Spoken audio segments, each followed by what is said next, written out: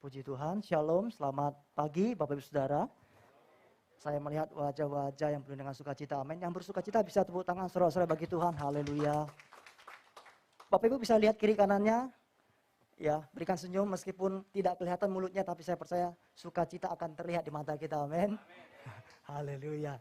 Baik, Bapak Saudara, saya bersyukur kepada Tuhan atas anugerah Tuhan. Pagi ini saya bisa melayani bukan karena kehebatan dan kekuatan saya, karena anugerah Tuhan. Dan terima kasih untuk Pak Errol sebagai gembala di tempat ini yang mempercayakan saya untuk menyampaikan firman Tuhan. Bapak Ibu, mungkin sebagian dari kita belum kenal saya. Perkenalkan, nama saya Yosua Sibarani. Saya datang di tempat ini bersama dengan istri saya. Bapak Ibu, kita bisa saling kenal nanti, supaya kita bisa saling menyayangi satu sama lain. Amin. Tidak kenal maka tidak sayang. Kalau saling kenal, kita bisa saling menyayangi. Haleluya. Baik, Bapak Saudara, bulan ini kita tahu gereja kita, gereja HFC Rungkut di tempat ini mengangkat sebuah tema yang menurut saya sangat penting dan perlu untuk kita pahami bersama-sama Bapak Saudara, tentang integritas, integrity. Oleh sebab itu hari ini saya akan membawa kita semua untuk merenungkan firman Tuhan yang saya beri judul integritas anak Tuhan. Katakan sama-sama. Integritas anak Tuhan. Mari Bapak Saudara kita buka Alkitab kita. Di dalam Filipi pasal 1 ayat 27 sampai ayat 30. Saya sudah siapkan di slide saya. Bapak Ibu bisa perhatikan slide. Demikian firman Tuhan. Hendaklah hidupmu berpadanan dengan Injil Kristus supaya apabila aku datang aku melihat. Dan apabila aku tidak datang aku mendengar. Bahwa kamu teguh berdiri dalam satu roh dan sehati sejiwa, berjuang untuk iman yang timbul dari berita Injil. Ayat 28, dengan tiada digentarkan sedikit pun oleh lawanmu. Bagi mereka semuanya itu adalah tanda kebinasaan, tetapi bagi kamu tanda keselamatan dan itu datangnya dari Allah. Sebab kepada kamu dikaruniakan bukan saja untuk percaya kepada Kristus, melainkan juga untuk menderita untuk Dia. Ayat 30, dalam pergumulan yang sama seperti yang dahulu kamu lihat padaku dan yang sekarang kamu dengar tentang aku. Yang berbahagia adalah kita yang mendengarkan firman Tuhan, memelihara dalam hati dan melakukan dalam hidup kita. Amin Bapak Saudara. Nah, Bapak Saudara, bicara tentang integritas itu adalah sebuah kata yang sederhana tapi penting Bapak Saudara. Banyak orang yang bisa berbicara tentang integritas tapi faktanya dalam kehidupan sehari-hari dia tidak menunjukkan integritas yang seringkali dia ungkapkan kepada orang. Atau mungkin dia ajarkan kepada orang, Bapak Saudara. Ada banyak orang Kristen, Bapak Saudara, ketika di gereja mungkin dia kelihatan memiliki integritas. Ketika dia pelayanan kelihatan punya integritas, Bapak Saudara. Tetapi, di tempat pekerjaan bagaimana? Di lingkungan pergaulan bagaimana? Di dalam keluarga bagaimana? Saat dia sendiri bagaimana, Bapak Saudara? Minggu lalu Pak Errol sudah menyampaikan firman Tuhan tentang pengertian integritas itu adalah utuh, lengkap. Jadi berbicara tentang hidup kita secara internal dan eksternal itu satu Bapak Saudara, sama. Orang sering bilang apa yang dikatakan, dilakukan gitu kan Bapak Saudara. Jadi integritas itu berbicara tentang suatu keadaan yang utuh, lengkap, tidak terpecah-pecah. Sebagai contoh Bapak Saudara, ketika saya di gereja ini sebagai pengkhotbah, dengan seluruh kepribadian saya, maka dimanapun saya, maka saya tetap seperti ini, Bapak Saudara. Utuh. Saya tidak terbagi-bagi. Saya tidak memiliki gaya hidup yang orang bilang berkepribadian ganda, gitu ya, split personality. Atau menganut paham dualisme. Yang rohani ya rohani, yang rohana ya rohana. Kalau minggu kita rohani, kalau hari Senin sampai Sabtu kita rohana. Dan sebagainya. Banyak orang yang berpikir dan banyak orang yang berlaku seperti itu Bapak Saudara. Nah, Bapak Saudara, dengan kata lain saya mengatakan bahwa kita sebagai orang percaya adalah ciptaan yang baru. Kata firman Tuhan, yang memiliki apa? Gambaran hidup yang sama sekali baru Bapak Saudara. Ketika kita di luar Kristus, gambaran hidup kita adalah manusia lama. Hidup yang tidak berkenan kepada Tuhan. Ketika Bapak, Ibu, dan Saudara bersama dengan saya percaya kepada Yesus, maka hidup kita menjadi hidup yang baru di dalam Tuhan. Oleh sebab itu saya katakan integritas di dalam Kristus sebagai anak-anak Tuhan adalah sebuah identitas bagi kita. Integritas adalah identitas orang percaya. Yang percaya katakan amin. bicara tentang integritas dan integritas yang menjadi identitas kita, Bapak Saudara, maka itu nggak mungkin lepas, Bapak Saudara. Namanya identitas. Sebagai contoh, kalau kita ditanya gitu ya, ditanya apa yang bisa kamu gambarkan tentang Pak Erol, misalkan begitu, Bapak Saudara. Mungkin kita bilang, oh Pak Erol seorang yang humble, yang rendah hati, dan sebagainya. Orang biasanya lebih mudah mengenal identitas kita atau karakter kita. Kamu kenal contoh Bapak Saudara, kamu kenal si Budi enggak? Yang mana si Budi? Itu loh. Yang kalau jalan itu dia selalu lihat ke atas begini. Gitu ya. Yang kalau ngomong itu sombong. Oh, tahu. Orang nggak kenal namanya, tapi kalau disebutkan identitasnya, karakternya seperti apa, orang kenal, Bapak Saudara.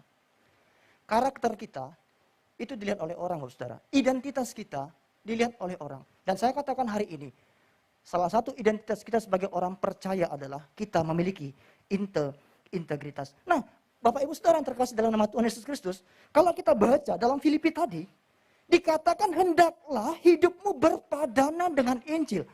Bapak Ibu, dalam bahasa asli berpadanan itu axios, terjemahannya sebenarnya lebih dalam dari kata berpadanan. Artinya layak, worthy. Hidup kita ini harus layak seperti Injil. Konteksnya waktu itu Paulus sedang mengalami penderitaan, Bapak Saudara, di Roma. Dan Paulus tahu bahwa orang Roma itu memiliki gaya hidup yang berbeda dengan budak karena orang Roma adalah tuan, orang merdeka. Sementara budak adalah orang yang menjadi tawanan. Gaya hidup orang Roma sebagai tuan itu sangat berbeda dengan budak. Dan Paulus mengatakan, kamu yang menjadi percaya di dalam Kristus, gaya hidupmu pun tidak boleh sama lagi dengan orang yang tidak percaya kepada Kristus. Sama seperti tuan yang berbeda sekali dengan budak. Kita bukan lagi budak dosa. Jadi hidup kita harus berpadanan, harus layak sesuai dengan Injil. Itu dikatakan firman Tuhan, Bapak Saudara. Dan saya katakan inilah integritas kita. Sebagai orang percaya, hidup kita harus berpadanan dengan Injil. Karena standar kita, Bapak Saudara, firman Tuhan. Bukan apa kata orang, bukan apa kata dunia. Berpadanan dengan Injil. Hidup kita layak, selaras, sesuai dengan Injil, Bapak Saudara. Nah, Bapak Saudara terkasih dalam nama Tuhan Yesus Kristus, hari ini saya akan menyampaikan firman Tuhan bagi kita semua. Bahwa orang yang percaya, orang yang memiliki integritas, maka itu akan dibuktikan lewat hidupnya. Itu akan diwujudkan dengan hidupnya.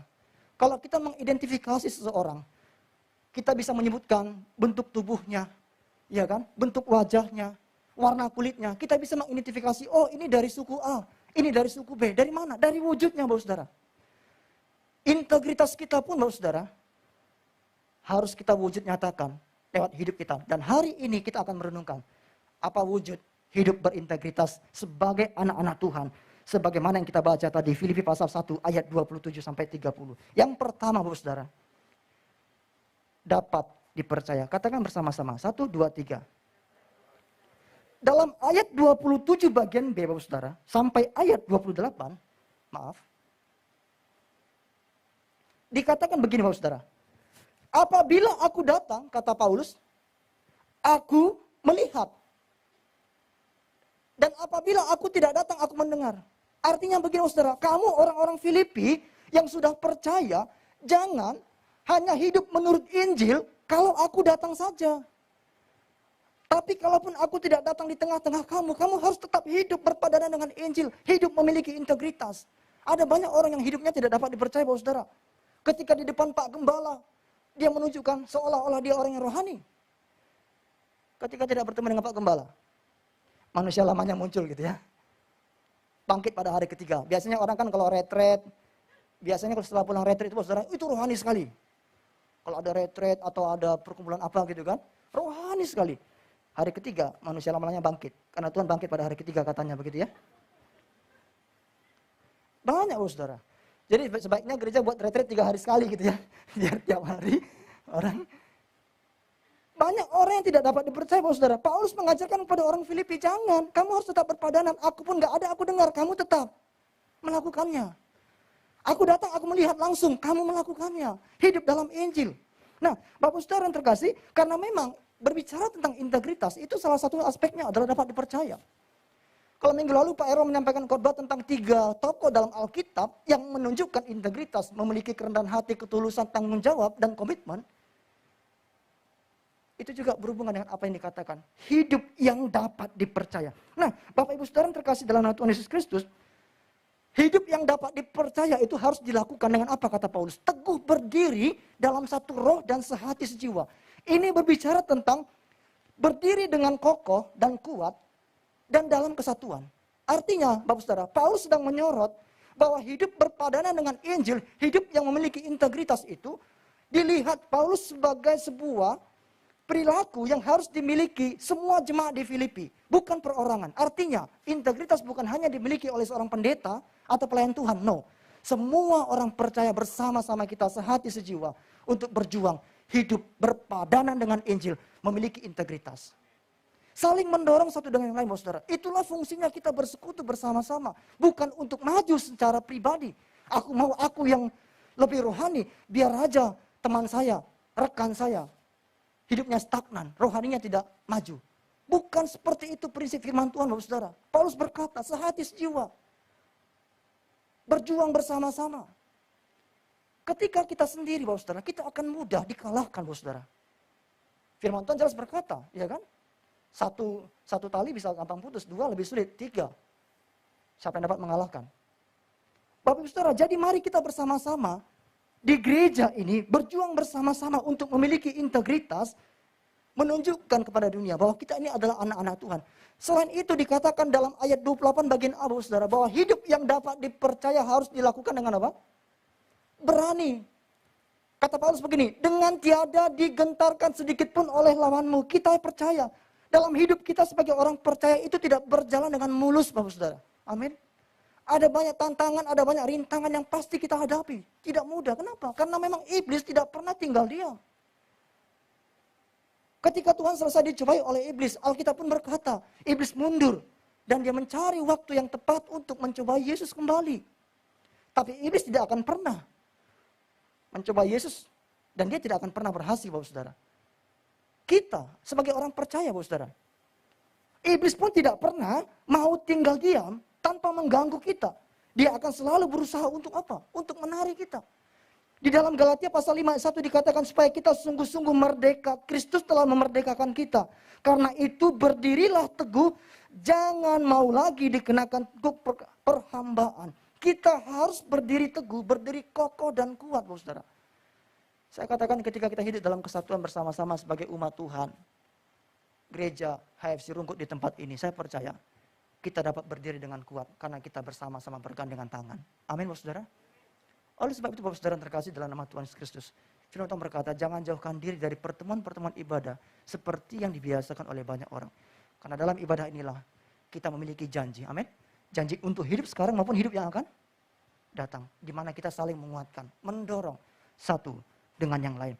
Contohnya Bapak Saudara, ada satu contoh di Alkitab yang memiliki hidup dapat dipercaya siapa? Yusuf, Bapak Saudara. Kalau kita baca dalam Kejadian pasal 39 ayat 3 sampai 4, di sana diceritakan bahwa karena Yusuf disertai oleh Tuhan, maka Tuhannya mempercayakan dia untuk mengatur, memanage segala sesuatu yang berhubungan dengan rumah tangga tuannya, si Potifar. Karena Yusuf disertai oleh Tuhan. Tetapi kepercayaan yang dimiliki atau wewenang yang dimiliki oleh Yusuf, Bapak Saudara, tidak dilakukannya dengan sembarangan. Ketika istri Potifar menggoda dia untuk berbuat dosa, dia berkata, memang semuanya dikasih aku untuk aku bisa mengaturnya.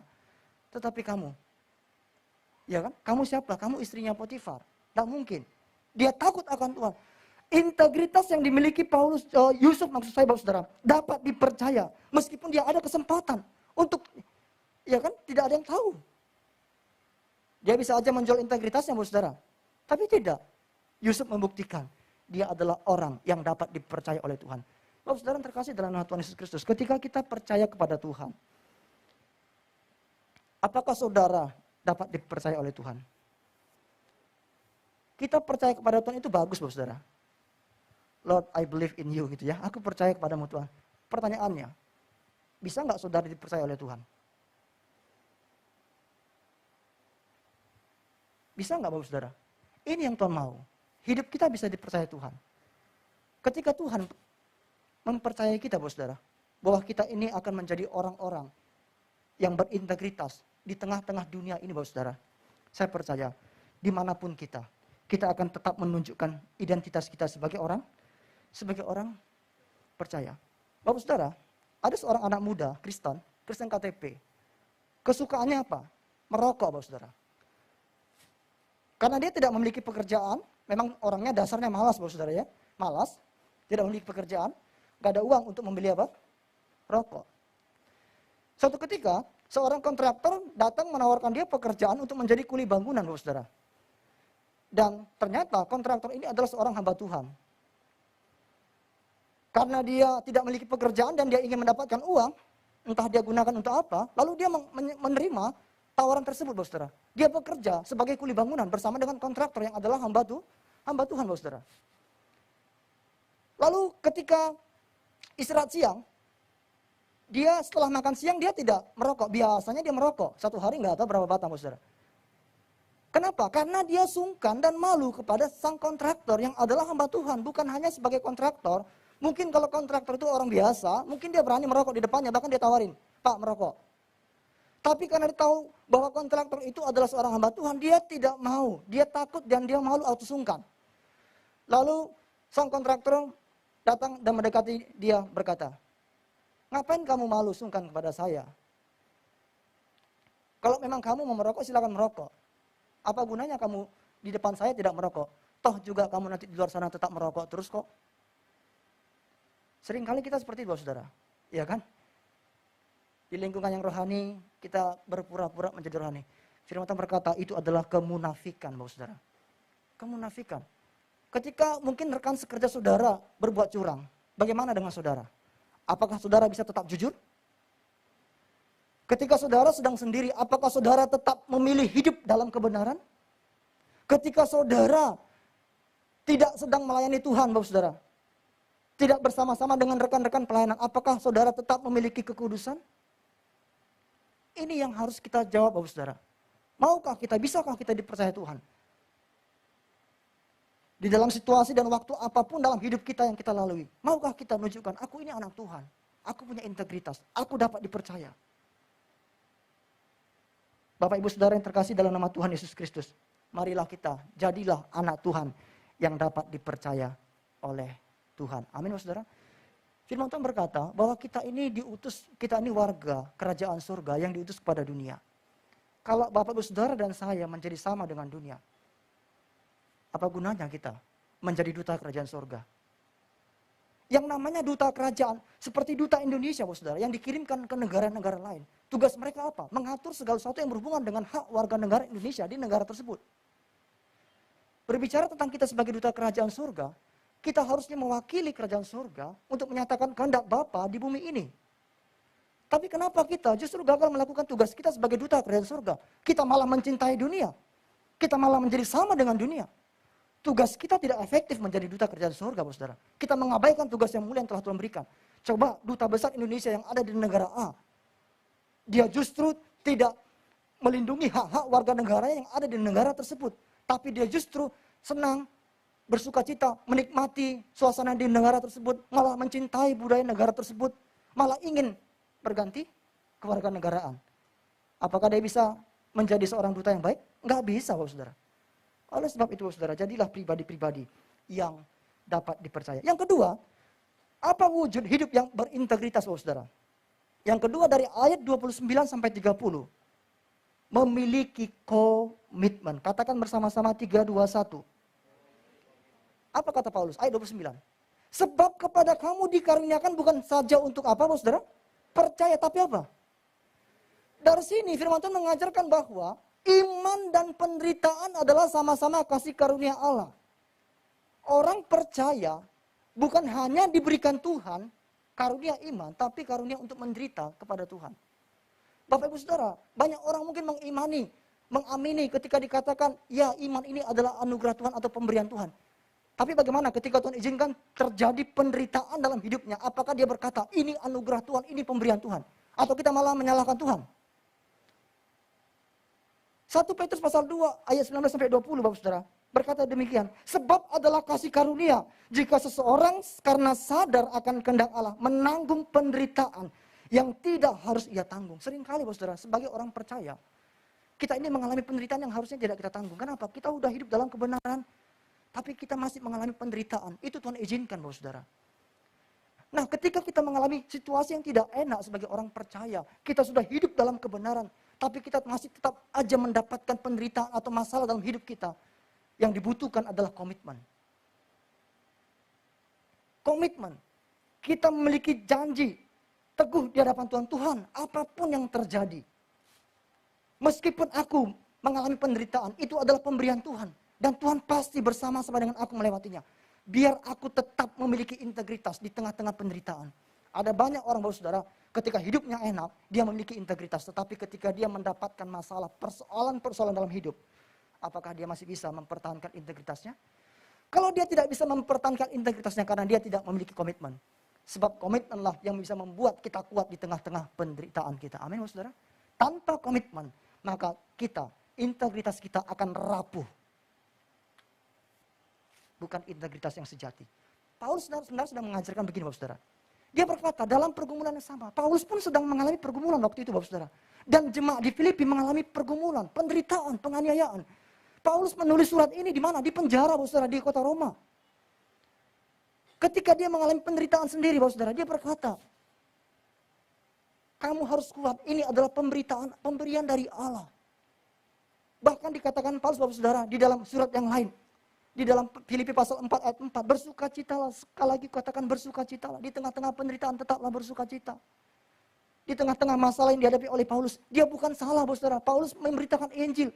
Dia hidup untuk kerajaan Allah. Bagiku adalah Kristus katanya. Tapi dia harus mengalami penderitaan di penjara, dihina dan disiksa. Dia berkata bersukacitalah. Nah, Bapak Ibu Saudara terkasih dalam nama Tuhan Yesus Kristus. Mari kita lihat sebuah contoh, Bapak Saudara. Daniel. Daniel adalah orang yang memiliki integritas dengan komitmen. Ketika dalam kerajaan Media Persia dia diberikan sebuah kedudukan, Bapak Saudara, banyak orang yang tidak suka dengan dia. Dan kita pun demikian, Bapak Saudara. Seringkali ketika kita memilih untuk hidup benar, orang-orang di sekitar kita akan mencemooh kita, ya atau tidak? Ketika saya waktu sekolah, Bapak Saudara, dulu, papa saya seorang hamba Tuhan. Saya tidak memiliki kebiasaan seperti merokok, bergaul bebas. Saya tidak melakukannya karena papa saya selalu mengajarkan kami untuk tidak melakukan hal-hal yang seperti itu, Bapak Saudara. Teman saya bilang begini, Allah kamu justru sok rohani. Kalau saya lewat bilang begini, Bapak Saudara, awas orang alim lewat, maksudnya orang saleh lewat. Ya biaran aja. Itu yang saya alami. Tapi saya merasa kok saya dijauhi teman saya gitu ya. Kalau saya nggak merokok dibilang nggak jantan gitu ya. Kalau saya nggak ikut-ikut apa mereka, nggak laki-laki gitu kan. Orang bilang begini, bencong gitu ya. Tapi Bapak Saudara, saya memilih, saya berkomitmen. Orang-orang di sekitar saya pun tidak mendukung saya atau bahkan mencemooh saya. Tapi saya tetap mau melakukan yang benar di hadapan Tuhan. Biar saya ditolak manusia, jangan sampai saya ditolak oleh Tuhan. Nah, Bapak Ibu Saudara terkasih dalam nama Tuhan Yesus Kristus, Daniel ketika dia difitnah tentang doanya kepada Tuhan, dia tidak mau tahu. Kalau 3 hari sekali dia, 3 kali sehari dia berdoa, meskipun dibuat sebuah peraturan karena pengaruh dari pejabat-pejabat lain yang tidak senang dengan Daniel, yang akhirnya dikeluarkan oleh raja, dia tetap berkomitmen. Kalau dulu dia tetap berdoa 3 kali sehari, meskipun ada peraturan yang melarang dan akan dimasukkan ke gua singa, dia pun tetap melakukannya. Dan lihat, Tuhan membela Daniel. Amin, Saudara. Saya percaya, ketika kita memiliki komitmen untuk hidup benar di hadapan Tuhan, dalam situasi apapun dalam hidup kita, masalah apapun yang kita hadapi, Saudara, Tuhan pasti membela Bapak, Ibu, Saudara, dan saya. Amin, Saudara. Dia pasti membela kita. Nah, Bapak Saudara, mari ada sebuah kisah, Bapak Saudara, tentang seorang Eric Liddell. Dia adalah seorang misionaris dari Skotlandia. Suatu ketika dia mengikuti lomba lari Olimpiade 400 meter. Dan dia juara, Bapak Saudara. Dan dia sangat terkenal. Beberapa waktu kemudian ada lagi perlombaan yang penting, yaitu lomba lari 100 meter. Dan orang-orang yakin bahwa dia pasti menang. Tapi yang membuat orang-orang kaget, dia menolak untuk bertanding. Kenapa? Karena pertandingan diadakan hari Minggu, Bapak Saudara. Dia harus pergi kemana? Gereja. Kita masih ngikut pertandingan antar tetangga, udah bolos ke gereja. Lidl, saudara. Olimpiade, dia nggak mau ikut. Dia udah pasti menang, saudara. Kenapa? Hari Minggu waktuku untuk Tuhan katanya, saudara. Kita sering kali alasan tidak gereja, kenapa? Iya Pak, kepagian jam 8 ibadahnya. Jam 8 kepagian. Gitu ya. Kalau ibadah jam 4 subuh baru kepagian, saudara. Ini jam 8 masih dibilang, malas Pak, kepagian. Ada Pak, oh ini Pak ada keluarga yang datang. Justru ketika keluarga datang, hari Minggu kita ajak ke gereja. Supaya mereka kenal Tuhan kan, saudara. Tapi kita enggak, ada keluarga datang Pak. Ada ulang tahun Pak, padahal hari Minggu 24 jam juga, saudara. Ibadah sekarang mungkin 1 jam lebih, maksimal 2 jam. Itu enggak seberapa, saudara. Kita belum punya komitmen. Kalau kita masih untuk hal-hal yang sepele seperti itu, kita tidak mau mengutamakan Tuhan, saudara. Mari Bapak Saudara yang terkasih dalam nama Tuhan Yesus Kristus. Mari hari ini kita belajar bersama-sama. Supaya kita tetap memiliki komitmen. Iblis seringkali membuat kita menghancurkan integritas kita dengan persoalan hidup apa? Pekerjaan kita. Ketika kita mungkin memiliki pekerjaan yang sulit lalu kita berbuat curang. Itu bisa dibuat iblis untuk menghancurkan kita. Ekonomi kita, keluarga kita, pasangan kita, persoalan dalam hubungan keluarga dan sebagainya. Membuat kita bisa menghancurkan integritas kita. Tapi saya berdoa supaya kita memiliki komitmen. Supaya persoalan apapun yang terjadi dalam hidup kita. Kita tetap memiliki apa, saudara? Yosua berkata, kami akan beribadah kepada Tuhan. Meskipun kalian memilih untuk beribadah kepada berhala-berhala. Tapi aku dan seisi rumahku. Ini komitmen, saudara. Meskipun situasi di sekitar kita ini melakukan hal-hal yang jahat, saudara, bahkan menggoda kita. Tapi mari katakan, tidak. Aku mau beribadah kepada Tuhan. Beribadah berbicara tentang apa? Tunduk dan taat kepada Tuhan. Bukan hanya memuji Tuhan, tapi tunduk. Sikap hati yang mau tunduk taat kepada Tuhan. Itulah arti ibadah yang sesungguhnya. Oleh sebab itu, jadilah anak Tuhan yang memiliki komitmen.